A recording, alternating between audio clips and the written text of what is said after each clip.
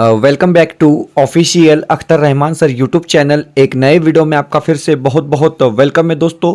बाल मानस शास्त्र और अध्यापन शास्त्र, जी हाँ, सीडीपी को लेकर आज के इस वीडियो में हम कुछ इंपॉर्टेंट और सिलेक्टेड क्वेश्चन जो है सीटेट फरवरी 2026 के लिए देखने वाले दोस्तों। क्योंकि जिस प्रकार बाल विकास एवं अध्यापन शास्त्रों में प्रश्न पूछे जाते हैं दोस्तों, उसका टोटली एनालिसिस कर हम ये क्वेश्चन आपके सामने लेकर आए दोस्तों, जो परीक्षा के दृष्टिकोण से बहुत ज्यादा इंपॉर्टेंट होने वाले हैं। तो इस वीडियो के माध्यम से हम जानेंगे। वीडियो में आगे बढ़ने से पहले अगर आप हमारे चैनल पे नए हो तो चैनल को सब्सक्राइब कीजिए, साथ ही साथ बेल नोटिफिकेशन को ऑन कीजिए ताकि आपको आने वाले वीडियोस के नोटिफिकेशन जो है वो आसानी से मिल पाए। और दोस्तों, अगर आप हमसे जुड़ना चाहते हो तो डिस्क्रिप्शन में जाकर आपको हमारे टेलीग्राम और व्हाट्सएप चैनल को ज्वाइन कर लेना है, जहां से आपको तमाम अपडेट वक्त वक्त पर देखने के लिए मिलेंगी। साथ ही साथ अगर आप हमारे चैनल की मेंबरशिप हासिल करना चाहते हो तो सिंपली ज्वाइन बटन को ज्वाइन कर क्या है, आप हमारे चैनल की मेंबरशिप हासिल कर सकते हैं। वीडियो को प्लीज लाइक कर लेंगे, चैनल पे नए हो दोस्तों तो चैनल को सब्सक्राइब कर लेंगे। एक एक प्रश्न जो यहां पर होने वाला है वो परीक्षा के दृष्टिकोण से बहुत ज्यादा इंपॉर्टेंट होगा दोस्तों, क्योंकि पहले 5 प्रश्नों 2024 की परीक्षा में पूछे गए प्रश्न है। तो देखिए कितने सिंपल क्वेश्चन आपको सीडीपी में बाल मानस शास्त्र में पूछे जाते हैं। पहला प्रश्न इस प्रकार पूछा गया है कि निम्नलिखित में से कौन सी सार्थक सीखने के लिए एक प्रभावी स्मृति तकनीक नहीं है। तो देखिए दोस्तों, सार्थक सीखने के लिए एक प्रभावी स्मृति तकनीक नहीं है, इस प्रकार का प्रश्न पूछा गया है। तो देखिए यहां पर स्मृति सहायक विधियां हमारा सही जवाब होगा, संकल्पना भी सही होगा, विस्तृत दोहराव भी सही होगा दोस्तों, लेकिन रटना वो दोहराव ये यहां पर क्या हो जाएगा, गलत हो जाएगा। तो आपका जो डी वाला विकल्प दिया गया है वो बिल्कुल यहां पर क्या रहेगा, गलत रहेगा दोस्तों। अगले प्रश्न की तरफ बढ़ते हैं। हम आपको बताएंगे दोस्तों कि सीटेट में जो सबसे आसान सब्जेक्ट होता है वो होता है CDP, child development and pedagogy. Paper 1 की बात आप करो या पेपर 2 की बात करो, सबसे आसान सब्जेक्ट होता है, क्योंकि यहां पर जो क्वेश्चन आप देख रहे हैं 2024 के कुछ क्वेश्चन है। तो देखिए प्रश्न क्या पूछा गया है। प्रश्न इस प्रकार पूछा गया है कि प्रतिभाशाली बच्चों के संदर्भ में निम्नलिखित में से कौन सा सही है। अब देखिए दोस्तों, यहां पर प्रश्न पूछा गया कि प्रतिभाशाली बच्चों के संदर्भ में कौन सा कथन सही है। यहां पर आपको विकल्प दिए गए कि प्रतिभाशाली बच्चे निश्चित रूप से शैक्षणिक, सामाजिक और भावनात्मक सभी क्षेत्रों में उत्कृष्टता प्राप्त करते हैं। तो देखिए निश्चित रूप से सभी क्षेत्रों में ये बच्चे क्या करते हैं, उत्कृष्टता प्राप्त करते हैं। तो ऐसा पॉसिबल नहीं होता है दोस्तों, सभी क्षेत्रों की बात यहां पर गलत कर दी गई है। प्रतिभाशाली छात्र हमेशा खुश, लोकप्रिय और अच्छी तरह से समायोजित होते हैं। तो देखिए हमेशा हमेशा खुश होते हैं, लोकप्रिय होते हैं या अच्छी तरह से समायोजित होते हैं दोस्तों। तो ये बात भी यहां पर क्या है, पूरी तरीके से सत्य नहीं होंगी। प्रतिभाशाली छात्र अन्य छात्रों की तुलना में अपेक्षाकृत उन्नत गति से सीखते हैं। तो ये वाला क्या है दोस्तों, सही रहेगा, क्योंकि जो नॉर्मल बच्चे होते हैं उनसे थोड़ा सा बेहतर जो है प्रतिभाशाली बच्चे होते हैं। तो आपका जो सी वाला विकल्प दिया गया है वो क्या रहेगा, यहां पर बिल्कुल सही रहेगा। चलिए अगले प्रश्न की तरफ बढ़ते हैं। प्रश्न नंबर यहां पर आपको 3 पूछा गया है। देखेंगे आपकी प्रश्न पूछा गया है कि कक्षा 5वीं के बच्चों को तैरने और डूबने की अवधारणाओं को पढ़ाने के लिए संरचनावाद में दृढ़ विश्वास रखने वाले शिक्षकों द्वारा कौन सा शैक्षणिक दृष्टिकोण अपनाया जाएगा। इस प्रकार का प्रश्न आपको क्या है, पूछा गया है। 4 विकल्प आपको दिए गए हैं, वीडियो दिखाना, पावर पॉइंट प्रस्तुतिकरण दिखाना, निर्दोषित खोज या फिर व्याख्यान विधि। तो देखिए दोस्तों, यहां पर आपका जो निर्दोषित खोज होगा दोस्तों, ये आपका यहां पर क्या है, सही रहेगा। चलिए अगले प्रश्न की तरफ पूछेंगे दोस्तों। प्रश्न नंबर 4 पूछा गया है समावेशी शिक्षा को लेकर या समावेशी कक्षा को लेकर। तो देखिए दोस्तों, एक प्रश्न फिक्स है आपका समावेशी कक्षा को लेकर। यहां पर प्रश्न जिस प्रकार पूछा गया है, प्रश्न पूछा गया है कि एक समावेशी कक्षा में, अब देखिए एक समावेशी कक्षा में सभी बच्चों की कक्षा की गतिविधियों तक पहुंचे और वे कक्षा की क्रिया में शामिल है। सभी बच्चों की कक्षा की गतिविधियों तक पहुंचे और वे कक्षा की क्रिया में शामिल है, इस तरीके से बताया गया है। विशेष बच्चों को जरूरतमंद और आश्रित के रूप में देखा जाता है। सभी बच्चों के समान पाठ्यचर्या का पालन करते हैं और सभी शिक्षार्थियों के लिए समान शिक्षा शास्त्र अपनाया जाता है। तो देखिए समान तो नहीं होता है, यहां पर क्या बता रहा है कि आश्रित के रूप में देखें तो यह भी गलत होता है। विशेष बच्चे हमेशा अपने पाठ्यचर्या पर काम करते हैं, तो यह भी नहीं होगा दोस्तों सही। तो आपका जो पहले वाला विकल्प है वो क्या रहेगा, यहां पर सही रहेगा। ऑप्शन 1 अगर आप कहोगे दोस्तों तो ऑप्शन 1 जो होगा आपका वो सही रहेगा। चलिए अगला जो प्रश्न पूछा गया है, प्रश्न इस प्रकार पूछा गया है कि सामाजिक रचनावादियों के अनुसार अधिगम की प्रक्रिया के बारे में निम्नलिखित में से कौन सा कथन सही है। अब देखिए दोस्तों, अधिगम की प्रक्रिया के बारे में निम्नलिखित में से कौन सा कथन सही है या उचित है, इस प्रकार का प्रश्न पूछा गया है। तो देखिए यहां पर आपको यहां पर 4 विकल्प दिए गए दोस्तों। तो अधिगम केवल, मैं बताता हूं केवल क्या हो जाता है, नेगेटिव हो जाता है। याद रखना, परीक्षा में 2-3 नंबर केवल आपको दिलाएगा। उसके बाद अगला बताया गया कि अधिगम एक निष्क्रियता, निष्क्रिय गलत हो जाता है, नेगेटिव हो जाता है, आगे पढ़ने की जरूरत नहीं, केवल भी आ गया तो डेफिनेटली गलत हो गया। अधिगम अर्थ निर्माण की एक सामाजिक प्रक्रिया है, डेफिनेटली अधिगम क्या है दोस्तों, तो अर्थ निर्माण की एक सामाजिक प्रक्रिया है। तो तीसरा वाला विकल्प आपका क्या रहेगा, बिल्कुल सही रहेगा। ऑप्शन 3 जो होगा दोस्तों वो आपका क्या रहेगा, यहां पर सही रहेगा। चलिए आगे बढ़ते हैं अगले प्रश्न की तरफ। प्रश्न पूछा गया कि समीपस्थ सिद्धांत कहता है कि शेष अवस्था में, अब देखिए दोस्तों समीपस्थ सिद्धांत क्या कहता है कि शेष अवस्था में, यहां पर जो जवाब बात करेंगे दोस्तों, डायरेक्ट आंसर की हम बात करेंगे तो समीपस्थ सिद्धांत कहता है कि शेष अवस्था में विकास सिर से पांव तक होता है। यह वाला विकल्प आपका क्या है दोस्तों, सही रहेगा। ऑप्शन डी क्या होगा हमारा यहां पर, बिल्कुल राइट आंसर होगा दोस्तों। पर्याय 2-4 जो दिया गया है वो बिल्कुल सटीक दिया गया है। चलिए अगला जो प्रश्न पूछा गया है, प्रश्न इस प्रकार पूछा गया है कि निम्नलिखित में से कौन सा प्रगतिशील शिक्षा का एक प्रमुख सिद्धांत है। अब देखिए दोस्तों, प्रगतिशील शिक्षा का प्रमुख सिद्धांत कौन सा है, इस प्रकार का प्रश्न पूछा गया है। आपको 4 विकल्प दिए गए। तो देखिए, सीखना प्रामाणिक कार्यों पर आधारित होना चाहिए, बिल्कुल। पाठ्यचर्या पूर्व निर्धारित और सार्वभौमिक होनी चाहिए। बताया गया कि छात्रों के सीखने को मापने के लिए मानकीकृत परीक्षण सबसे अच्छा तरीका है, या फिर छात्र को अपने शिक्षकों से ज्ञान का निष्क्रिय प्राप्तकर्ता होना चाहिए। इस प्रकार का आपको क्या है, 4 विकल्प दिए गए। तो देखिए दोस्तों, प्रगतिशील शिक्षा का एक प्रमुख उद्देश्य होगा दोस्तों सीखना प्रामाणिक कार्यों पर आधारित होता है। तो आपका जो फर्स्ट वाला विकल्प दिया गया है वो क्या रहेगा दोस्तों, यहां पर सही रहेगा। ऑप्शन 1 जो हो जाएगा वो बिल्कुल यहां पर सटीक रहेगा। चलिए आगे बढ़ते हैं। प्रश्न पूछा गया कि निम्नलिखित में से पठन वैकल्य की एक विशिष्ट विशेषता कौन सी है। अब देखिए दोस्तों, पठन वैकल्य को लेकर प्रश्न पूछा गया है और आपको 4 विकल्प यहां पर दिए गए हैं। आपको बताना है कि विशिष्ट विशेषता कौन सी है। 4 ऑप्शन आपको यहां पर दिए गए दोस्तों। और अगर आप डायरेक्ट आंसर की बात करेंगे तो देखिए यहां पर बताया गया है कि ध्यानात्मक प्रसंस्करण में कठिनाई, मतलब आपका जो डी वाला ऑप्शन है दोस्तों वो क्या रहेगा, यहां पर सही विकल्प रहेगा। ऑप्शन डी जो दिया गया है वो परफेक्ट आंसर यहां पर क्या है, होने वाला है। चलिए आगे बढ़ते हैं। अगला जो प्रश्न है दोस्तों वो वाइगोस्की को लेकर पूछा गया है। देखिए वाइगोस्की, पियाजे, कोहलबर्ग, इनको लेकर एक एक प्रश्न क्या है आपको डेफिनेटली परीक्षा में देखने के लिए मिलेगा। यहां पर प्रश्न जिस प्रकार पूछा गया कि ले वाइगोस्की के सिद्धांत के अनुसार आंतरिक वाक्य क्या है। तो देखिए दोस्तों, ले वाइगोस्की के सिद्धांत के अनुसार आंतरिक वाक्य क्या है। इसके पहले ऑलरेडी हम इसको लेकर 4-5 बार दोस्तों प्रश्न कर चुके हैं, क्योंकि आपको बदल बदल कर ये प्रश्न क्या है हर बार पूछा जा रहा है। तो देखिए यहां पर भी अगर आप डायरेक्ट उत्तर की बात करेंगे दोस्तों, तो बच्चों के लिए अपनी सोच को नियंत्रित करने का एक तरीका है। मतलब आप कहेंगे कि वाक्य क्या होता है, आंतरिक वाक्य क्या होता है दोस्तों, तो बच्चों के लिए अपनी सोच को नियंत्रित करने का एक तरीका होता है। ऑप्शन 1 जो रहेगा हमारा वो क्या रहेगा, बिल्कुल यहां पर सटीक आंसर रहेगा। चलिए गार्डनर को लेकर प्रश्न पूछा गया। देखिए बड़ा अच्छा प्रश्न है।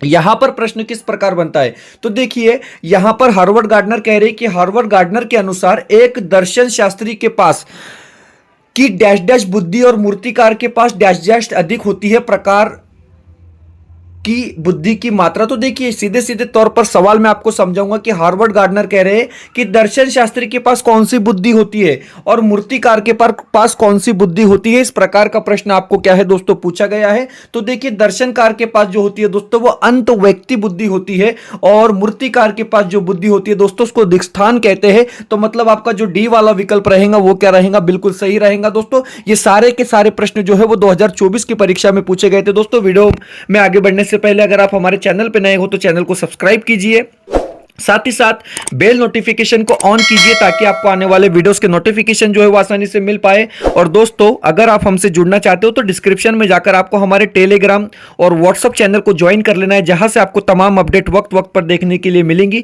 साथ ही साथ अगर आप हमारे चैनल की मेंबरशिप हासिल करना चाहते हो तो सिंपली ज्वाइन बटन को ज्वाइन कर क्या है दोस्तों आप हमारे चैनल की मेंबरशिप हासिल कर सकते हैं। वीडियो को प्लीज लाइक कर लेंगे, चैनल पे नए हो दोस्तों तो चैनल को सब्सक्राइब कर लेंगे। तो देखिए मैं आपको बता रहा हूं दोस्तों कि 2024 के मैक्सिमम क्वेश्चन हमने अभी तक यहां पर देखे और आपको पता है कि कितने सिंपल सिंपल क्वेश्चन क्या है आपको सीडीपी के सेक्शन में, बाल मानस शास्त्र के सेक्शन में देखने के लिए मिल रहे हैं दोस्तों।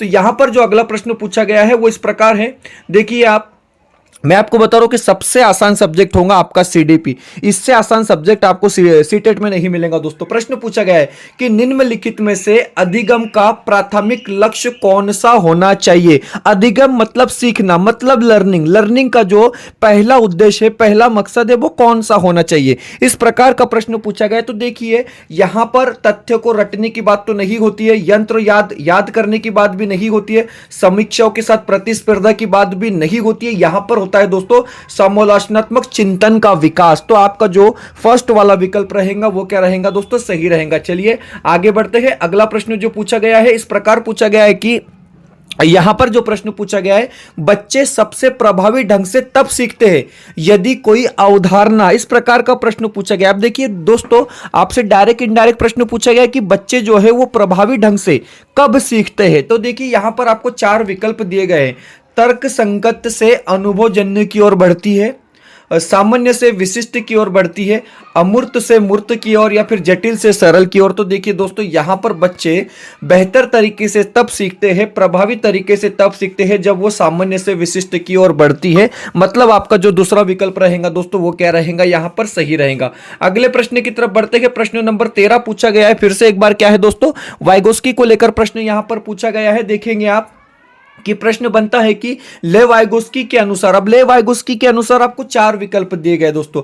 आपने यहां पर देखना है कि भाषा विकास संज्ञानात्मक विकास को सुगम बनाता है, सामाजिक कारक भाषा विकास को प्रभावित करते हैं परंतु संज्ञानात्मक विकास को नहीं, संज्ञानात्मक विकास भाषा विकास को सुगम बनाता है, या फिर भाषा विकास संज्ञानात्मक विकास एक दूसरे से स्वतंत्र रूप से विकसित होते हैं। इस प्रकार क्या है, वाइगोस्की के संदर्भ में आपको प्रश्न पूछा गया है दोस्तों और 4 विकल्प दिए गए हैं। अगर आप डायरेक्ट आंसर की बात करोगे तो देखिए यहां पर जो सही जवाब होगा दोस्तों वो एक होगा कि भाषा विकास संज्ञानात्मक विकास को क्या करता है, तो सुगम बनाता है। आपका जो फर्स्ट विकल्प है दोस्तों वो क्या रहेगा, यहां पर सही रहेगा। पहला विकल्प जो होगा आपका वो बिल्कुल यहां पर परफेक्ट रहने वाला है। चलिए अगला प्रश्न, प्रश्न नंबर 14 पूछा गया है कि विकास डैश डैश से डैश डैश की ओर बढ़ता है। देखिए दोस्तों, इसके पहले अभी हमने प्रश्न देखा है कि विकास किस तरीके से होता है, खास करके शेष अवस्था में। तो देखिए विकास जो है दोस्तों वो सिर से पैर की ओर बढ़ता है। मतलब आपका जो फर्स्ट वाला विकल्प रहेगा वो क्या रहेगा, यहां पर सही रहेगा।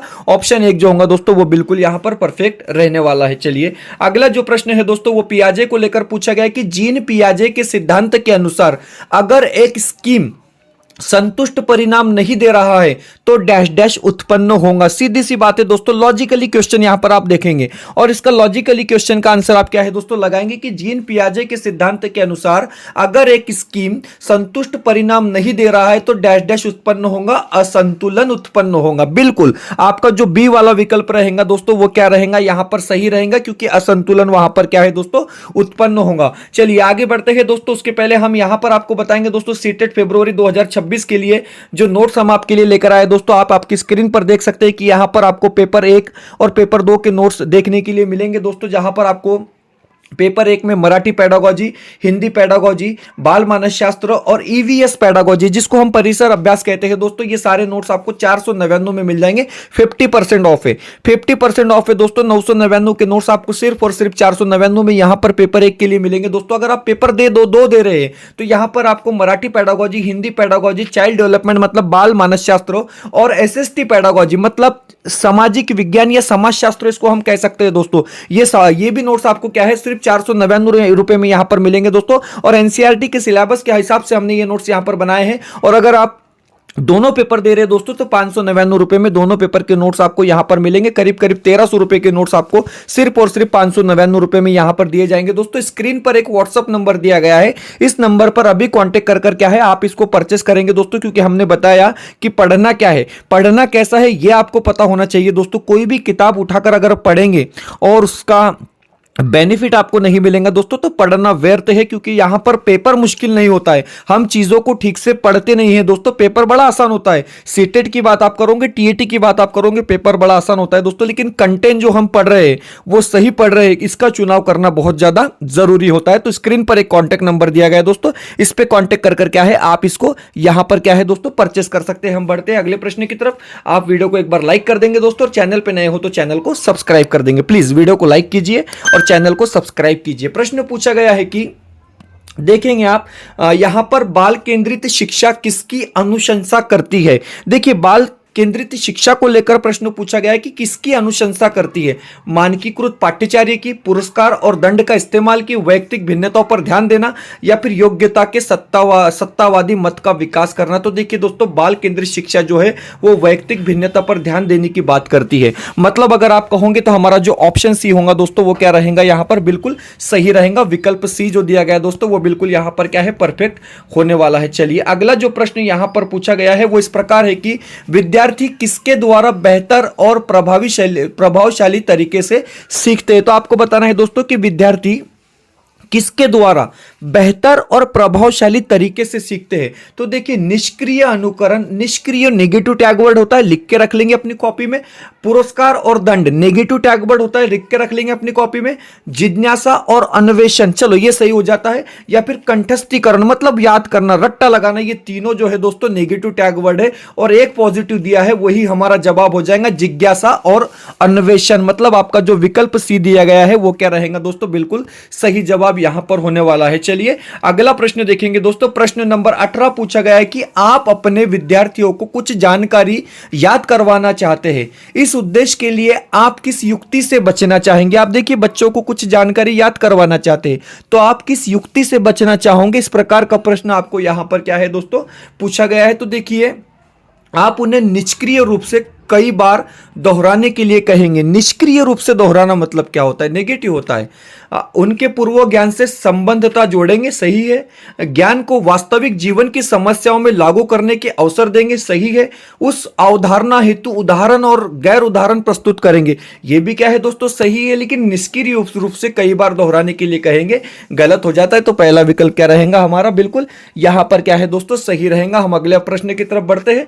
प्रश्न नंबर 19 पूछा गया है कि निम्नलिखित में से कौन सा व्यक्तिगत कारक है जो अधिगम को प्रभावित करता है। अब देखिए दोस्तों, यहां पर प्रश्न बदल के पूछा गया है। यहां पर प्रश्न पूछा क्या गया है कि कौन सा व्यक्तिगत कारक है जो अधिगम को प्रभावित करता है। आपको यहां पर 4 विकल्प दिए गए हैं। तो देखिए, स्कूली माहौल, अनुवांशिकता, सांस्कृतिक संदर्भ, या फिर अध्यापिका का शिक्षा शास्त्र। तो देखिए दोस्तों, व्यक्तिगत कारण की बात होती है तो हम इसको अनुवंशिकता से जोड़ देंगे। मतलब आपका जो बी वाला विकल्प रहेगा वो क्या रहेगा दोस्तों, बिल्कुल सही यहां पर क्या है होने वाला है। अगले प्रश्न की तरफ बढ़ जाते हैं। प्रश्न नंबर 20वां प्रश्न पूछा गया है कि अधिगम किसके द्वारा नकारात्मक रूप से प्रभावित होता है। बड़ा अच्छा प्रश्न है दोस्तों कि अधिगम किसके द्वारा नकारात्मक रूप से प्रभावित होता है। तो देखिए, अध्यापिका द्वारा प्रदान पद, निराशा की भावना, विद्यालय का मुद्रित समृद्ध परिवेश, विद्यार्थियों की जरूरत अनुसार वैयक्तिक रूप से दिए जा रहे अनुदेशन। इस प्रकार आपको 4 ऑप्शन दिए गए दोस्तों, और निराशा की भावना क्या रहेगा हमारा